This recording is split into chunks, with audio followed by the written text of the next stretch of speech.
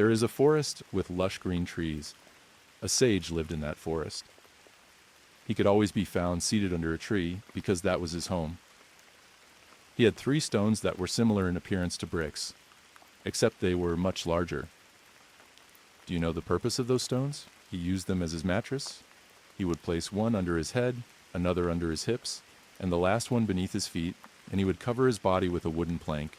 In case it rained, since his body was suspended above the ground, the water would flow under him. He would not get wet because he also placed a plank on top of him. During the day, he would use those stones as a chair. He placed them in a triangular shape and sat on top. So, any forest dwellers that crawled on the forest floor could move around unhindered and would leave him alone. He sat there peacefully and would eat if anyone offered anything to him. That's how he lived his life. One day, the king who ruled that land came to the forest to hunt. He saw this sage lying down as he passed through the forest. He pitied him. He was worried about the hardships the sage was facing while lying or sitting on those 3 stones. So the king thought that it would be a good idea to take the sage back to the palace and set him up a comfortable and cozy place to rest. He went back to the palace. He sent 2 servants along with a palanquin back to the forest to bring the sage to the palace. These servants went to the sage and informed him about the king's wish. The sage said he did not want anything to do with the palace, but they insisted he go back with them, citing it was the king's order. So the sage had to comply, leaving him no choice. He got into the palanquin, taking the 3 stones and the plank along with him. The servants wondered why he wanted to carry those along, but they did not ask him anything. They picked him up and brought him back to the palace. The king came running to welcome the sage and feasted him with delicious food. Then he arranged a golden cot and silk bed for the sage to sleep in. He asked the sage to take rest on that bed for the night and left. When the king came back the next morning, do you know how the sage was sleeping? He had placed his 3 stones on top of the silk bed and was lying on top of them as usual. He also used the wooden plank to cover his body. The king was shocked to see such a sight. He asked the sage about this, as the sage said that he had no need for luxuries and that he had the same amount of happiness no matter the place or facilities. This made the king realize that happiness is not in the golden cot or the silk mat. It is something that resides in your heart. The true path to happiness is mental maturity. There was a current age preacher. A disciple came looking for him. He told the preacher that he wanted inner peace and how it can be attained. The preacher looked up at him and said that the disciple had borrowed money from a lot of people and that he would attain inner peace only when he returns them back. The disciple was shocked. He asked the preacher how he knew about his debts. The preacher replied that he was also one among many of his creditors, and that he was forced to become a preacher with no wealth or money because of his inability to return the debt. And he said that he was agonized about the fact that the disciple could have asked anyone on how to attain inner peace, but had asked him. Story number 03. There was a very old saint. He was at the final stage of his life. He called all of his friends and said that he wished to die in a very different way against normal deaths, and asked them to come up with a new way to die. The friends burst into laughter and asked him if he thought death was a funny business. The saint thought for a few moments and then asked them if anyone had ever died while walking. Most replied, no. But one of the friends said that he had heard about such a death and that only the wise could die in such a manner. Then the saint rejected dying while walking. He inquired if anyone had ever died standing, and he was told that there was one such death. So the saint went backing to thinking of another way. He wished to leave this world behind in a different manner. A man should die in the same manner corresponding to the manner in which he lived life. Then he inquired if anyone had died while standing upside down, that is in the headstand position. The friends again laughed and said that they had never heard of such a death, and that it was impossible to die that way. The saint got all excited. He stood up, got into the headstand position, and he died. The monastery was filled with confusion. They had no idea of how to lay him to rest from that position. They had never seen or heard about such a death. They were also not too sure if he had really passed away. So they tested, but failed to find a pulse or heartbeat. While everyone was wondering about the next course of action, an elderly man suggested that this sage has an elder sister who resides in a monastery nearby, and that if she was brought here, she could help. She was about 90 years old. They brought her here. She walked toward her brother, using a cane as support, and called out, "Brother." She saw him dead in the headstand pose, and called him out again. But there was no response. She then used her walking cane and nudged him with it and asked, "Would not let go of your mischievousness even while dying? Would anyone die in such a manner? Please die in proper manner." The dead saint sprung back to life, stood up straight, and said, "Sister, don't be angry. I will die in a natural manner. The manner of death does not matter. It's all the same." So he lay down on the floor and died again. The saint's sister walked out with her cane without even looking back.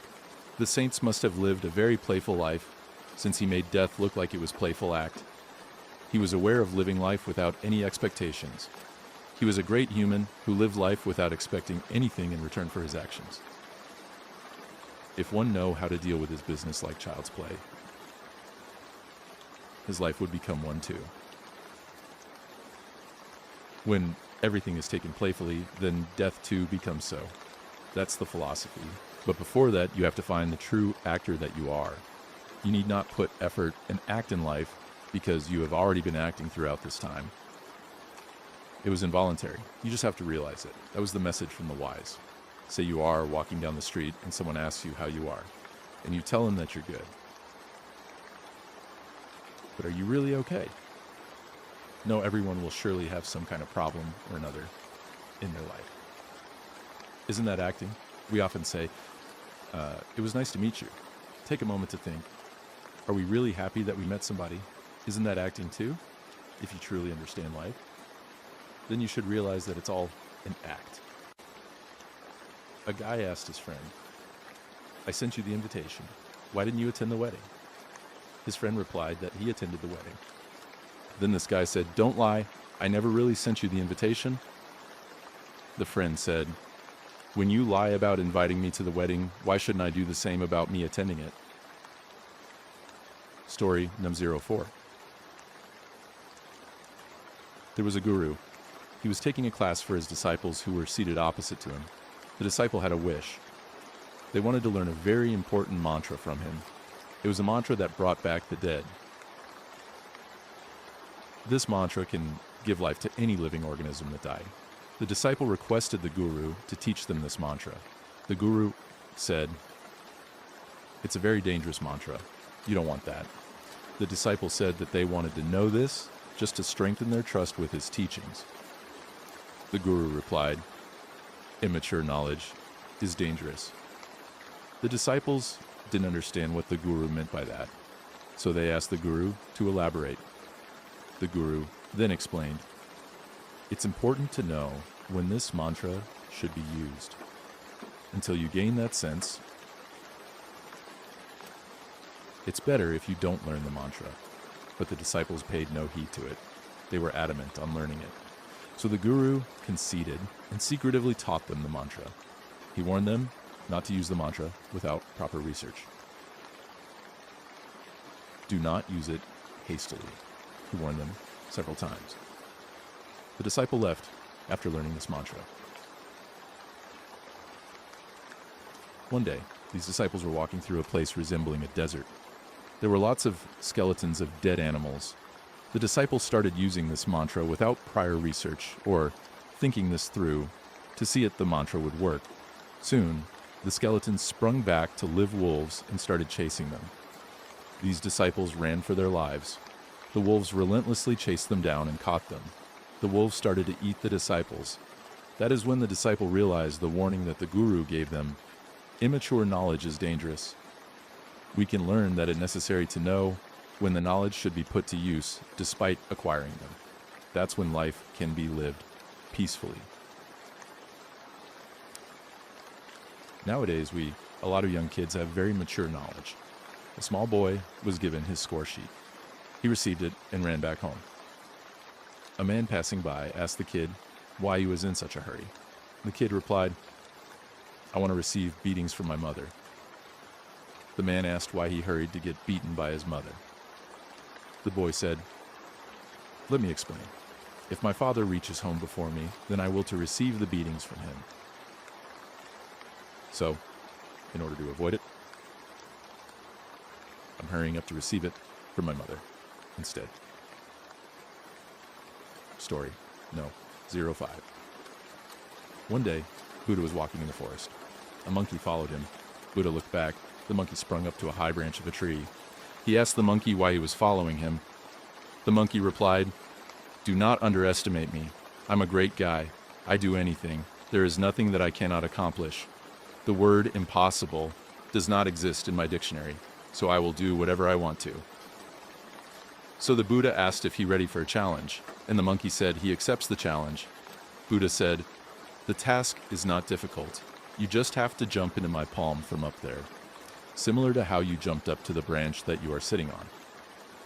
The monkey asked, "What will be my reward if I do so?" Buddha then replied, "I will call the King of Heaven to come down to earth and accompany me. While he here and is vacant, you take his place. If you fail to finish the task, you will have to live in this world for a period much longer than the average lifespan of a monkey, and you will be able to see me only after that period. What do you say?" The monkey said that jumping into a certain place is nothing but normal for a monkey, and that he wants to do this right now. So, Buddha extends his arm and opened his palm. His palm opened up near to the size of a lotus flower to make the task easy for the monkey. The monkey prepared itself. But the monkey thought that jumping from one place to another is a cakewalk, and completing this task would damage his pride as a monkey. So the monkey then decides to go much higher than where it was seated up to the upper world, do a flip, and then land back into Buddha's palm. Buddha asked what the monkey was thinking about. The monkey said that it was nothing and started jumping up. After a few moments, it reached the upper world. Up there, he saw 5 huge, sacred red pillars. The monkey thought that if Buddha came to know that he saw, these pillars would make his speechless. While the monkey was afloat there, it thought that it had to make a mark on one of the pillars to substantiate its visit. So it wrote, "A great genius was here," on the pillar. And then it jumped right into the Buddha's palm. The monkey said proudly, "Look at my feet. I went up to the upper world, witnessed the 5 sacred pillars, inscribed the details of my visit on one of them, and then I landed here." The Buddha asked if it was true, and the monkey offered to take him up there and show it to him, if was suspicious. The Buddha said that it was unnecessary and asked the monkey to look down. The monkey looked down and saw Buddha's palm and his inscription on one of his fingers. So, the monkey wonders if the pillars that it witnessed in the upper world were Buddha's fingers. As soon as it realized this, the monkey's pride shattered. Our mind is like this monkey. Our desires and arrogance are 2 sides of the same coin. As long as desires exist, arrogance prevails. If desires cease to exist, then arrogance disappears. This is what the elders of the society mean when that you have to let go of desires. Our people always take up challenges that are out of the ordinary. A guy bet that he can jump across a canal. He failed, broke his leg, and was going home with his leg plastered. "What happened?" someone asked him. He said that the time of his bet was unfavorable. Then he was asked what he meant by that. He replied, "I should have made the bet when the canal is filled with water." Story No. 06. An ashram was located at the peaceful outskirts of a village. A sage lived there, and he used to teach the locals every day. A lot of people usually go and stay there to listen to his teachings. One day, 3 outsider couples came to the ashram with the intention of staying there for 3 days to listen to the sage's teaching. In the morning, the sage freshened up and prepared for a puja. These 3 couples did the same. The puja started, and it went on for a very long, stipulated time. These guys were feeling very hungry, but they tolerated their feelings. The sage finished the puja and started to address the gathering. His speech was very good, but their hunger did not allow them to concentrate properly. These couples thought that the food was being prepared in the meantime, and they would be served right after the sage's speech ended. But the sage never said anything about food being prepared or about when they will be fed. One lady could not hold out any longer. She mentioned her hunger to the sage. To address her hunger, the sage took the lady into a room. In there was a bowl closed with a lid on top of a table. Looking at that, these couples assumed that this was the dining table and sat down. The sage opened the bowl and handed it to the woman. In the bowl, there was a key. She assumed that this was the key to the kitchen, and the food was ready, and they just to bring out here and eat. The sage took them to the locked room. She opened the room with much eagerness. All that was inside was the ingredients that were needed to cook any kind of meal, including firewood. They felt betrayed because they expected food that was ready to consume. They asked the sage, "Sage, what is this? Is there no food here?" The sage replied, "All ingredients needed to cook a meal are here, isn't it? You have to cook your own meal as per your liking. How do you expect me, a sage, to cook?" The couple said that they expected the food to be ready, and the sage said that he anticipated that they ask such a question. The sage said, "Till now, I said a lot of philosophies, but this is the one that you can experience in real life, right now. God has given us good heart, good opportunities, and the intellect to use those opportunities. Similarly, I have given you the means to mean. You have to cook yourselves. You have to cook what you want to eat. God does not do everything for you. To reap the benefits of life, we have to put in effort. God will only create the environment for you to flourish in. You have to do the flourishing part." The sage made them experience this only to make them understand this philosophy. The three couples gained clarity on life after this incident. Many of us have yet failed to understand this. I recited this story to one of my friends. He said that this holds true and that he is of a different category. He said that he just needed to be shown the room in which the ingredients are kept and no key was necessary. So I asked him how else would he open the room, and he replied that he would break in, since it was his habit. Story number 07. There lived a great genius in a village. He was in the later stages of his life. A few people came to visit him and asked who was his guru, and he replied that he had thousands of guru and that he cannot name everyone, but would name 3 important ones. He said, "One of the guru was a thief. I was traveling through a desert once. I got lost and reached an unknown village. It was midnight. The whole village was asleep. During that time, one man was trying to enter a house by climbing up its fence. So I asked him where I could stay for the night, and he said, it was difficult to find a spot right now, but you can survive the night with a thief, then tag along. So I stayed with him for about a month. Every night, he said that he going off to work and asked me to take good rest. When he returns, I used to ask him if he able to thieve anything. He would reply that he was unlucky today and try again tomorrow. He never lost hope and was always happy. I've been meditating for a long time, but felt like how he did. So whenever I was sad and lost hope, I used to remember the thief's never give up mindset. So he is one of my gurus. My second guru is a dog. I was once very thirsty and was walking towards a river. At that time, a dog came along. It was thirsty too.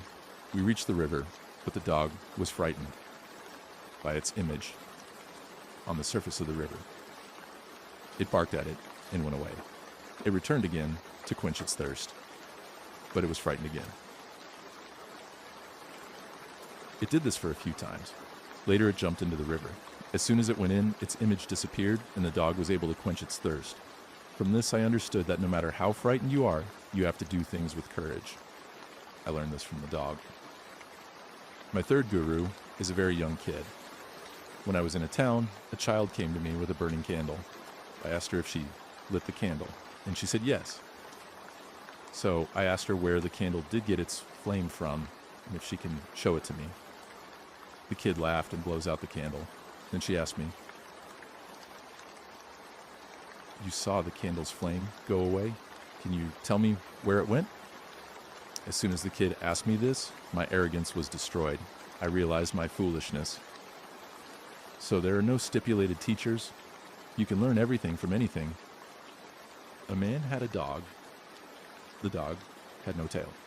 Someone had cut it off. He said that this dog was his guru and that he learns from the dog. I asked what he had learned from this dog. We should not stir things up unnecessarily. Story number 08. A man took his kid to a guru. He told him that his child lacked disciple and did not respect the elders. And he asked the guru to take the child under his wing and teach him. The guru refused since he did not respect elders. How can he expect it from the kid? But he took him under his wing after reconsideration. He was first taught to respect the guru using a story. The story goes, there lived a guru named Sagamagar. He had a disciple named Tulasi Saidanyan, a brahmachari. He always knew what his guru needed and fulfilled his need. The other disciples used to envy him. So they used to badmouth about him to the guru while he was not around. But the guru did not pay attention to these since he knew his disciple very well. He wanted to make the other disciples understand his worth and devotion. He gathered his entire disciple and traveled through a forest. There was a huge waterfall. He looked at his disciples and asked who was ready to climb up this waterfall and jump down from there. No one came forward. This Tulasi was trailing behind with the guru's entire luggage. He looked at him and asked the same. He said he will. Immediately he climbed up and jumped down. So the guru used his yogic powers and held him from falling into the waterfall. The other disciples felt bad and were thinking of other ways to defame him. The other disciples hid the guru's plunger. The guru used to chew betel leaves and need the plunger to powder it. He asked Tulasi for his betel leaf. Usually Tulasi used to powder it using the plunger. He could not find, so he powdered it using his teeth by chewing it. The guru put it into his mouth without paying attention as he was busy reading. The guru felt that it was powdered really well today and that it was extra tasty. So he requested to see the plunger that the disciple used. He asked Tulasi to send it through someone and that he need not come. Tulasi did not know what to do. He wonders how it is possible to send his mouth without him going. The other disciples were enjoying his plight. He then took a sword, cut his head, and asked a disciple to take it to the guru. It was evident that he used his mouth as a plunger. His act made everyone understand his unwavering devotion to Guru. The Guru reattached Tulasi's head back with his body, and Tulasi was alive again. The kid was astonished by this story. So this Guru asked the kid if he would do the same as Tulasi did for his Guru. The kid replied that it was unnecessary. When he was asked why he said that the Guru teaching Huron would do that to him,